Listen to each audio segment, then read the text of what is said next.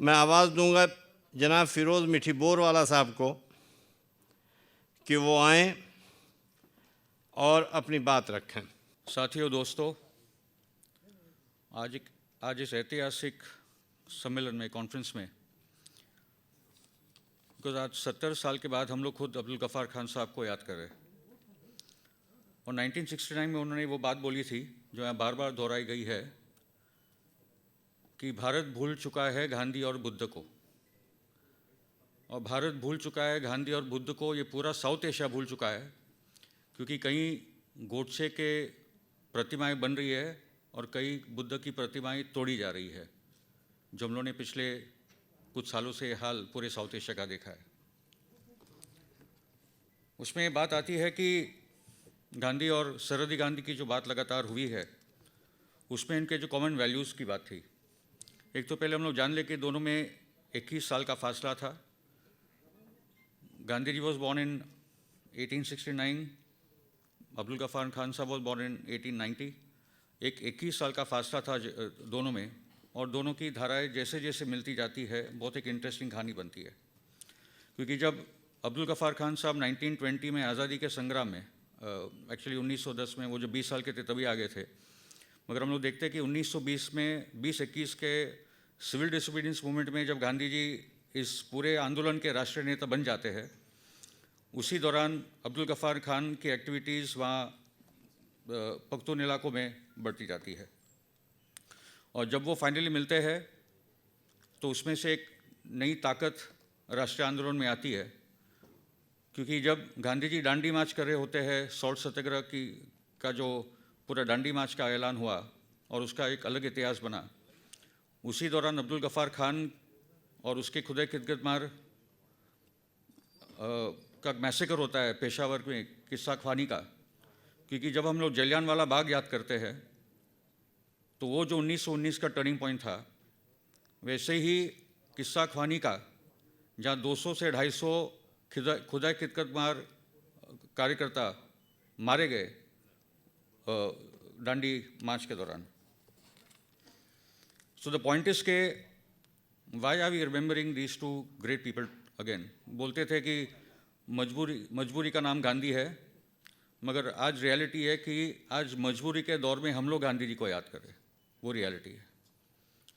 और गांधी विचार में जो ताकत, सरहदी गांधी के विचार में जो ताकत, उन दो महापुरुषों के मूल्यों की जो धाराएं मिलती है, उनकी बात हम लोग करेंगे। क्योंकि दोनों ने अपनी ज़िंदगी दे दी कम्युनल फैनेटिज्म के खिलाफ, कट्टरवाद के खिलाफ, धार्मिक हिंसा के खिलाफ, and they all work for unifying the people across religions. वहाँ आज़ादी के आंदोलन में हम लोग कामयाब हुए अंग्रेज़ों को भगाने में, मगर आज़ादी का आंदोलन हारा क्योंकि बंटवारा भी हुआ। और वो जो बंटवारे की राजनीति थी, वो आज भी हमारे मुल्क में, पड़ोसी मुल्कों में, साउथ एशिया में, पूरे विश्व में चल रही है। तो ये क्या ताकत थी इन दोनों शख्सियात में, जिसको हम लोग को याद करना चाहिए। एक तो दोनों धार्मिक थे, दोनों आध्यात्मिक थे, एक अलग ताकत थी दोनों में।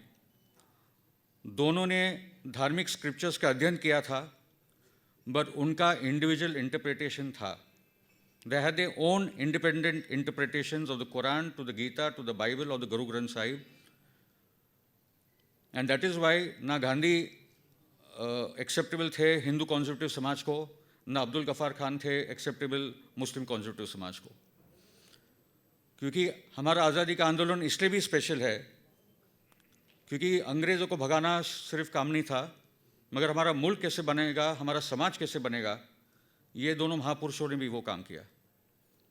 तो अब्दुल गफ़ार खान काम करते हैं अपने समाज में, स्कूल बनाते हैं पहली, जहाँ लड़कियाँ पहली बार पढ़ना शुरू करती है, अस्पताल बनाते हैं, पेपर निकालते हैं। वो समझ गए थे कि खाली बंदूकों से बहुत सफ़र हुआ है पश्तून समाज अंग्रेज़ों के खिलाफ। एक सोशल रिफॉर्म का मूवमेंट भी उन्होंने वहाँ शुरू किया।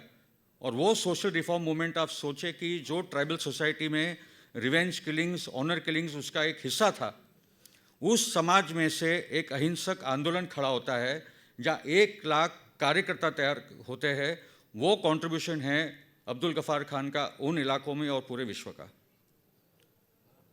और ये भी बात इम्पॉर्टेंट है इस साथ में कि Abdul Ghaffar Khan Drew is inspiration from the Quran. जो बात आई है, पेशेंस की बात थी, and he was very clear on his inspiration from the spiritual streams of Islam. To say that Abdul Ghaffar Khan was some anti-Muslim, anti-Islam character is just not true. The point is that he had his own universal ethical interpretation of the Quran, which was essentially humanistic in his belief system. The other point being that there are some very important quotations that we actually need to go into, and that is why, क्योंकि उसकी जो रचनात्मक काम थे तो वो सरहदी गांधी तो बुलाए जाते थे, मगर वो सेंट फ्रांसिस ऑफ असीसी के भी साथ यूरोपियन सोसाइटी और वेस्टर्न सोसाइटी उन्होंने वो भी बात की थी।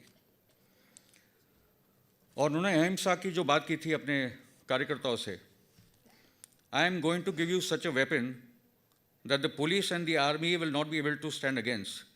It is the weapon of the prophet, but you are not aware of it. The weapon of patience, righteousness, no power on earth can stand against it. तो वो कह रहे हैं कि मैं जो आपको अहिंसा का ये दे रहा हूँ, ये जो हथियार दे रहा हूँ, ये नबी की तरफ से आया है और इतना पावरफुल है आप उसके बारे में जानते तक नहीं हैं, मगर ये ना कोई पुलिस ना आर्मी उसके सामने खड़ी हो पाएगी। और वही ताकत है अहिंसा में कि जनता आ जाती है सड़कों पे और उसके सामने खीले लगाने पड़ते कुछ सरकारों को उन आंदोलनों को रोकने के लिए। I'll just end with two important elements of his. Mahatma Gandhi जब बंटवारा हो रहा था तो महात्मा गांधी, मौलाना आज़ाद, राम मनोहर लोहिया, जेपी, वो कुछ लोग थे जिन्होंने उसका विरोध किया था, मगर महादेव देसाई की एक डायरी में ये बहुत इंपॉर्टेंट कुछ बातें हैं। मैं खाली इतना ही बता दूं कि किस किस्म से इतिहास के पन्ने मिले होते हैं। आज के दिन, आज बादशाह खान जो अहिंसा का एक प्रतीक है दुनिया के लिए, आज के ही दिन चक्का जाम हो रहा है और हमारे किसान सड़कों पे। धन्यवाद।